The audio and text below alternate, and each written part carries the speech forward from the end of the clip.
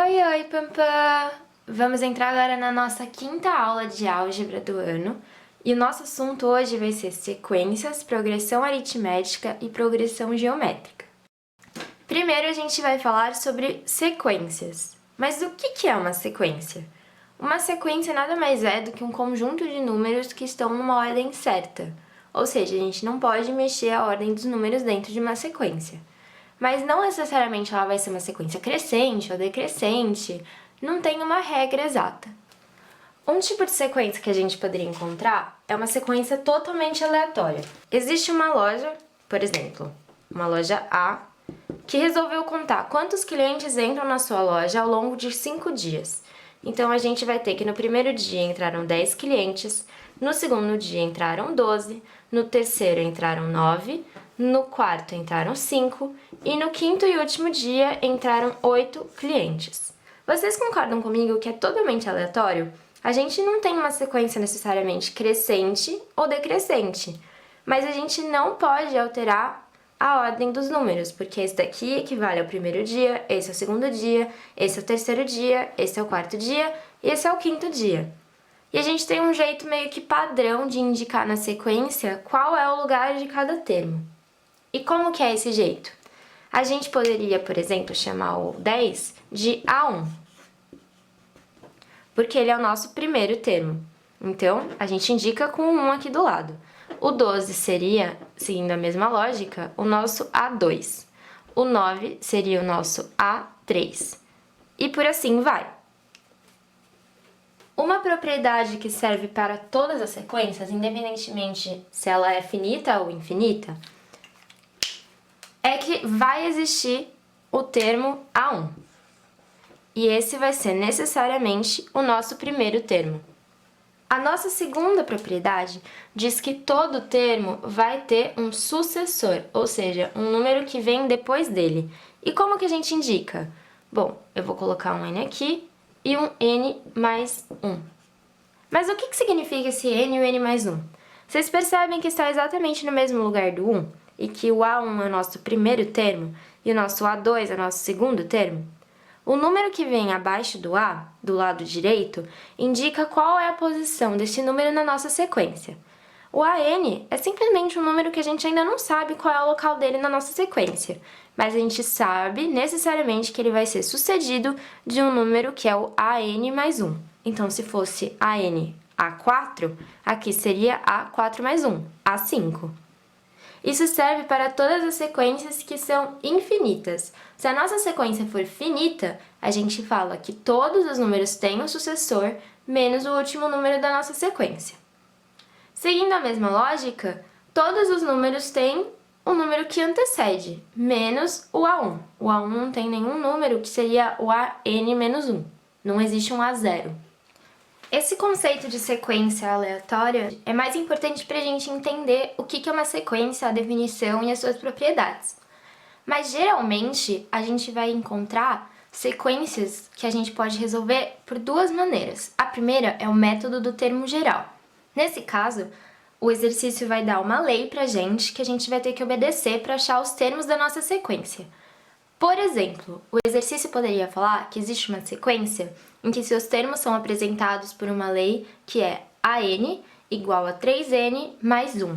E ele vai especificar que o nosso n tem que pertencer ao conjunto dos números naturais.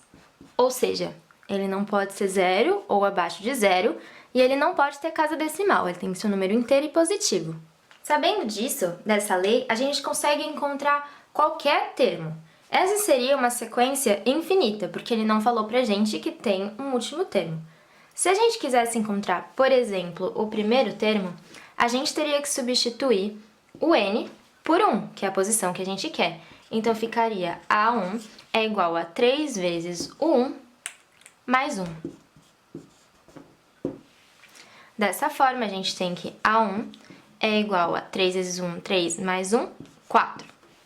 O nosso A2 seria A, substituímos o n por 2, que é igual a 3 vezes o 2, que é o nosso n, mais o número 1.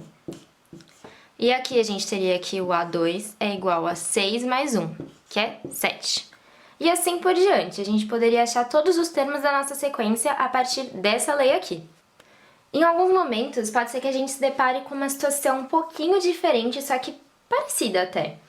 Então eu peguei esse exemplo aqui pra gente resolver. Ele conta pra gente que a gente tem uma sequência dada por AN igual a 2A n menos 1 mais 1. E ele conta também que A1 é igual a 1. E ele pede pra gente determinar o quarto termo da sequência. Então o que ele quer saber, na verdade, é o A4. Essa é a resposta do nosso exercício. A primeira coisa que eu vou fazer, então, é ver o que acontece quando eu colocar que o n é igual a 4, para tentar achar o nosso A4. Então, a gente tem que A4 é igual a 2 vezes AN menos 1, ou seja, A3 mais 1. Vocês percebem que aqui a gente não encontrou um valor numérico igual da última vez? Tá, ok, mas sem estresse. A gente sabe que nesse exercício ele deu um dado a mais pra gente, que é A1 igual a 1. Então, o que a gente poderia fazer? A gente poderia tentar reduzir até chegar no A1. Então, a gente precisa do A3 para achar o A4. Então, vamos achar o A3. Então, a gente tem que A3 é igual a 2 vezes o A, 3 menos 1, ou seja, 2 vezes A2 mais o número 1. Bom, agora a gente precisa achar o A2. Então, temos que A2 é igual a 2 vezes A2 menos 1, ou seja, 2 vezes o A1 mais o número 1. Acontece que aqui a gente tem um termo que a gente já conhece qual que é o seu valor numérico. A gente sabe que A1 é igual a 1. Então, a gente poderia substituir que A2 é igual a 2 vezes 1 mais 1. Ou seja, a gente encontra que A2 é igual a 3. Como a gente encontrou que A2 é a mesma coisa que 3, a gente poderia substituir nessa linha aqui. A gente precisa de A2 para achar A3. Então, a gente coloca aqui A3, na verdade, é igual a 2 vezes A2, que tem o valor de 3, mais 1. Ou seja, a gente encontra que A3 é igual a 7. Mas o exercício quer saber qual é o valor de A4. Por isso, o nosso próximo e último passo seria substituir o valor que a gente encontrou para A3, que é 7, aqui em cima, para a gente finalmente achar qual que é o valor numérico de A4. Então, a gente vai substituir e teremos que A4 é igual a 2 vezes o 7 mais o número 1. Ou seja, o nosso quarto termo dessa sequência é igual a 15. Então, é por isso que a gente vai chamar de método da recorrência, porque, além da lei, a gente vai precisar recorrer a um termo, que ele vai ter que dar previamente pra gente, para que a gente consiga substituir nas nossas fórmulas e achar o que ele está perguntando. Então, até agora, a gente já entendeu o que é uma sequência e como que ela pode aparecer pra gente. Eu vou trazer aqui um exercício para vocês que vai falar sobre a soma dos termos. Na sequência, a gente não tem uma fórmula para achar a soma dos termos, porque é uma sequência totalmente diferente da outra, não tem um padrão. Mas é só para vocês entenderem a importância de a gente entender o que é o n e o que é uma sequência em si. Então vamos lá. Esse exercício fala que a soma dos n primeiros termos de uma sequência numérica é dada pela expressão Sn igual a 2n ao cubo mais 3n ao quadrado mais n, e tudo isso dividido por 6. Determine o valor do décimo termo dessa sequência. Então, ele fala pra gente que a gente consegue determinar um décimo termo da sequência a partir dessa expressão, que é uma expressão de soma de termos. Então, o que eu vou fazer primeiro? Eu vou definir o que o exercício quer de mim. Ele pediu o décimo termo. Isso significa que ele quer o A10 dessa sequência. Como ele quer o AN igual a A10, ou seja, N igual a 10, eu vou usar minha intuição aqui e vou tentar achar o Sn que equivale a N10, ou seja, eu vou substituir o 10 em todos os Ns. Então, a gente vai acabar com uma coisa mais ou menos assim. A gente vai copiar a expressão que o exercício deu, mas achar a soma dos termos quando a gente tiver 10 termos nessa sequência. Mas a gente vai substituir os n's por 10, igual aqui. Então, a gente vai acabar com algo mais ou menos parecido com isso. A gente vai ter 2 vezes 10 elevado a 3, mais 3 vezes 10 elevado a 2, mais 10. E tudo isso dividido por 6. Então, agora a gente vai resolver isso daqui matematicamente, e a gente teria que S10 é igual a 2 vezes 10 elevado a 3. 10 elevado a 3 teria 3 zeros, então seria 1000. 2 vezes 1000, teríamos 2000. Mais 3 vezes 10 elevado a 2, que é 100, ou seja, mais 300, mais 10. E tudo isso dividido por 6. E quando a gente resolver isso daqui, a gente vai ter 2.310 dividido por 6. E a gente vai encontrar que a soma dos 10 primeiros termos dessa sequência dá 385. Vejam que a gente não encontrou qual que é o nosso 10º termo. A gente encontrou qual é a soma dos 10 primeiros termos dessa sequência. Então, como que a gente poderia achar qual é o 10º termo? Eu vou fazer um rascunho aqui do lado para a gente tentar raciocinar um pouco.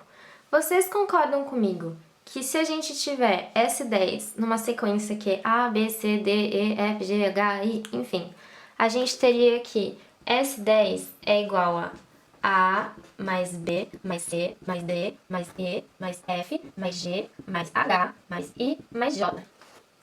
E se a gente tivesse S9, a gente teria A, mais B, mais C, mais D, mais E, mais F, mais G, mais H, mais I. Essa seria a soma dos 9 primeiros termos dessa sequência. Vejam que eu não inventei nenhum número, eu só falei que o meu primeiro termo é A, o segundo é B, o terceiro é C. Coloquei variáveis que eu escolhi.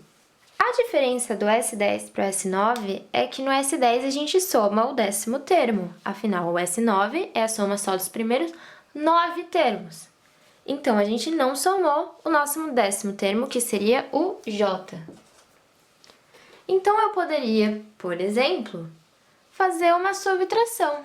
Se eu fizer S10 menos S9, eu vou cortar, ó.